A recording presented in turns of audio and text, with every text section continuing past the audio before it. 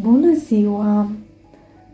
Astăzi vom face un salam de biscuiți, fără zahăr, fără unt, fără alte ingrediente de origine animală. Deci vom face un salam de biscuiți de post, vegan și dietetic, care, zic eu, este la fel de delicios ca cel care conține ingrediente de origine animală și zahăr. Pentru această rețetă eu am folosit 500 de grame de biscuiți simpli, 200 de grame de nucă măcinată, 50 de grame de stafide opțional, 100 de grame de fructe uscate sau confiate colorate, 400 de grame de gem de fructe fără zahăr, 3-4 linguri de pudră de roșcove, carob sau cacao, 2-3 linguri sirop de arțar agave, un sirop natural, sau mire de albine pentru cei care folosesc, 50 de grame de fulgi de nucă de cocos pentru tăvălit salamul și alte arome după gust. Biscuiții simpli, 500 de grame de biscuiți, biscuiți din aceia mai duri, care nu sunt dulci, biscuiți populari, îi rupem bucăți și îi punem într-un chopper. Îi măcinăm nu foarte fin, îi măcinăm, dar va trebui să ne uităm să rămână și bucăți mai mari. Dacă nu avem un blender din acesta, putem să-i punem într-o pungă mai grosuță. Acoperim punga cu un prosop la fel mai grosuț și îi zdrobim cu un făcăleț sau un ciocan din acela de bucătărie. Așa arată biscuiții, deci nu trebuie să fie foarte fini. Îi punem într-un vas mai încăpător și adăugăm nuca măcinată 200 de grame,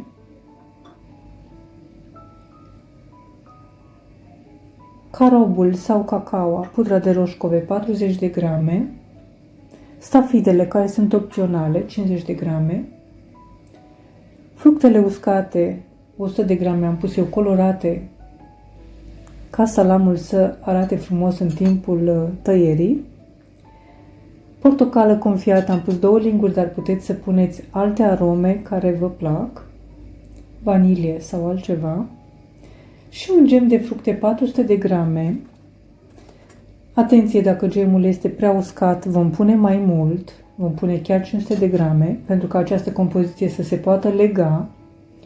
Și adăugăm, dacă gemul știm că nu este prea dulce, eu am folosit o marmeladă de prune, dar acum depinde ce fel de fructe, gem de fructe folosiți.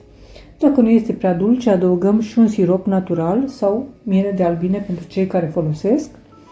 Amestecăm. Trebuie să obținem o compoziție dură, dar care se leagă. Nu trebuie să fie nici prea moale această compoziție, pentru că apoi nu se va întări, nu se va lega și nu se va tăia bine. Punem pe masa de lucru o folie din aceasta alimentară, presărăm cu fulgi de cocos, fulgi de nucă de cocos, luăm o parte din compoziție și îi dăm formă de salam. Acum depinde de noi cum dorim să facem acest salam. Mai gros, mai subțire, mai lung, mai scurt. Tăvălim prin nuca de cocos și îi dăm această formă rotundă de salam. Iar apoi învelim acest salam în folia alimentară și răsucim capetele și continuăm așa până terminăm toată compoziția. În descriere sub video vă voi lăsa o rețetă de gem fără zahăr. Eu am acolo un gem de smochine, dar dacă faceți gem de prune nu va mai trebui să puneți mere.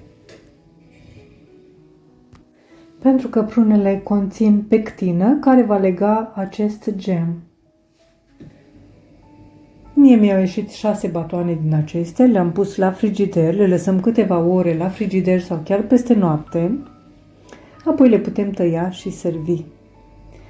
Să știți că nu este cu tremur la mine, ci doar dispozitivul pe care am pus telefonul se clatină. Așa arată salamul, eu zic că arată destul de frumos și este delicios. Dacă doriți, puteți adăuga în el puțin unt de cocos sau ulei de cocos.